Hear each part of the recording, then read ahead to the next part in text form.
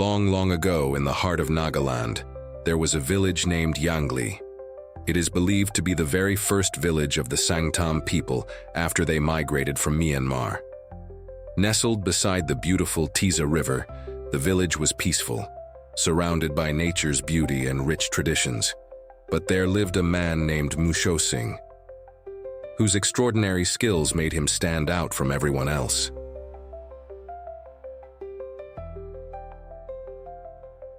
Every day, Musho Singh would go fishing in the Tiza River, and he was no ordinary fisherman. His catch was always so big. It amazed everyone who saw it.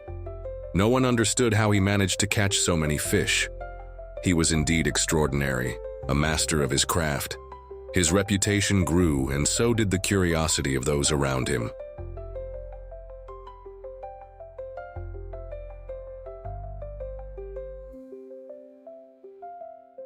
Musho Singh's wife, however, began to notice something strange. She watched him closely and became suspicious. Every day he would return home with an unbelievable number of fish. But he would never tell anyone. Not even to his wife, the secret of how he did it. She was curious. But Musho Singh remained silent.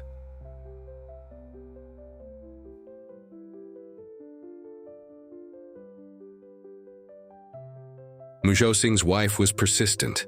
She asked him time and again. But Musho Singh would never share his secret, no matter how hard she tried. He remained silent, always smiling mysteriously. This only made her more determined to find out the truth.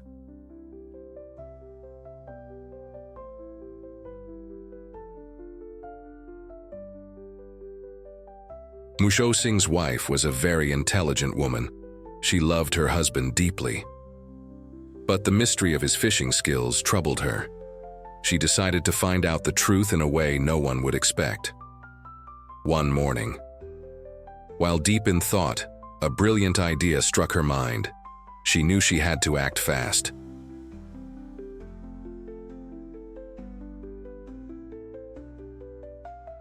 She woke up early the next morning and got to work.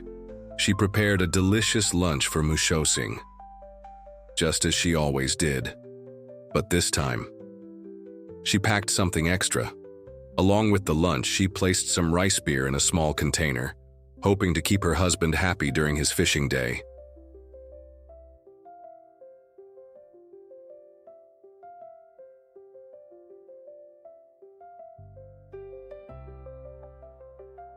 But that wasn't all. She had a clever plan. As she packed the lunch, she secretly placed some husks in another small packet. She opened a tiny hole at the bottom of the packet and tucked it carefully into the bamboo basket, hidden beneath the lunch and the rice beer. With a smile, she knew her plan was ready. With everything packed, she called out to Musho Singh. He was getting ready for another day of fishing. She handed him the bamboo basket with a smile, pretending everything was normal.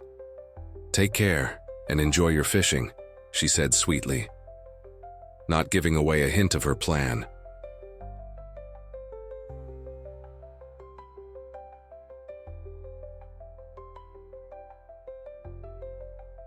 After eating his morning meal, as usual, Musho Singh grabbed his bamboo basket and set off towards the river, Tiza, for another day of fishing.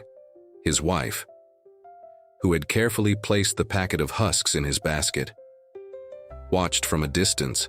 The husks began to fall one by one along the path as Musho Singh walked.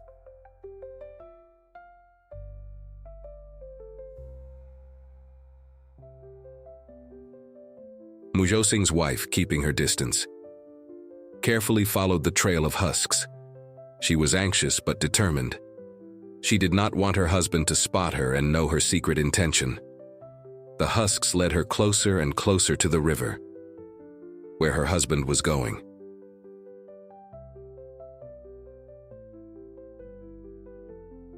As the wife hid behind the bush, she saw Musho Singh carefully starting a fire on a large flat stone by the riverbank. After making the fire, He dived into the river. She waited, her heart pounding, unsure of what was to come next.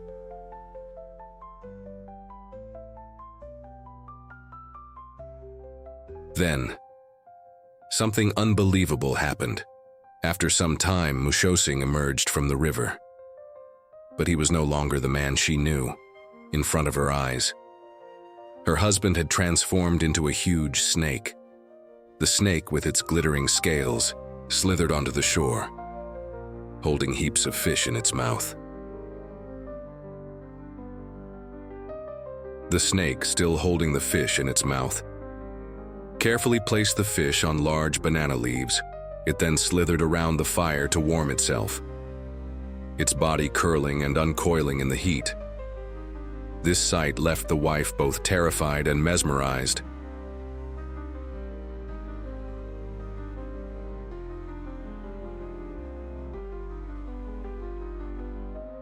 Having seen everything and learned the truth about her husband's fishing secret, Mushosing's wife quickly and silently hurried back home. She didn't speak a word to anyone, but went straight to her children. As soon as she entered the house, she gathered them and shared everything she had witnessed that day.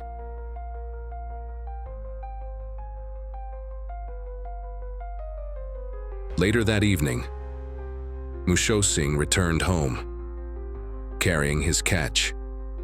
He cooked the fish he had caught and served it to his wife and children at dinner. But to his shock, no one touched the fish. They just stared at it, and their silence left him feeling very disheartened.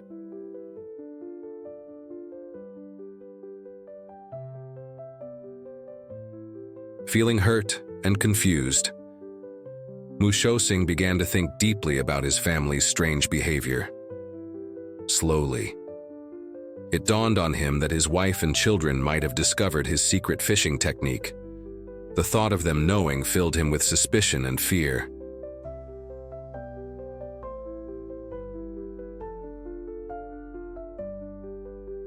Overcome with doubt and suspicion, Mushosing made a painful decision. He could no longer stay with his family. He decided that the only solution was to leave home and his loved ones forever, never to return.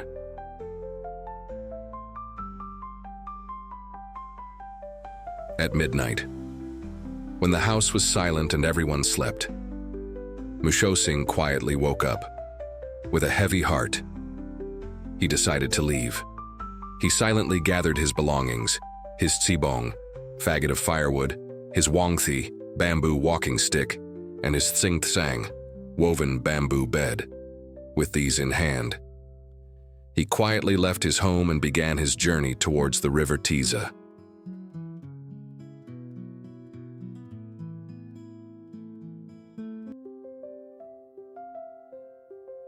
In the morning, Mushosing's wife and children woke to find him gone, along with his bed.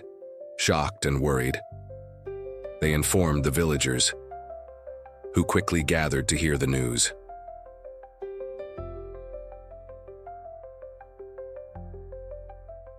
The villagers followed Mushosing's footprints to the Tiza River, but he was nowhere to be found. Disheartened, they returned to the village with unanswered questions.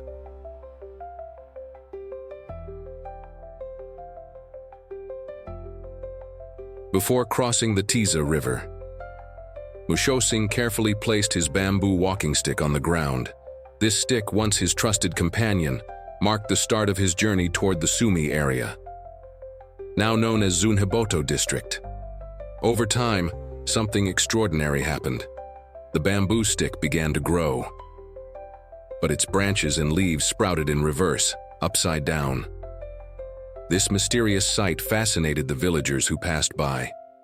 Yet, after several decades, the stick vanished without a trace, leaving behind an air of wonder. Though the walking stick disappeared, one part of Mushosing's journey remained, a large flat stone by the Tiza River. It was on this stone that Mushosing would make his fire and keep himself warm during his journey toward Zuneboto district. Today, the stone stands as a reminder of his story. The Sangtam community gathers to share this tale, a symbol of their cultural heritage and the mysteries surrounding Mushosing's journey.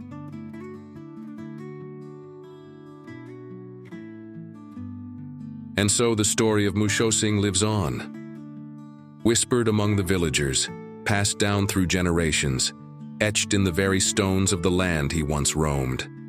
The tale of the fisherman who became a serpent, the man who vanished into legend.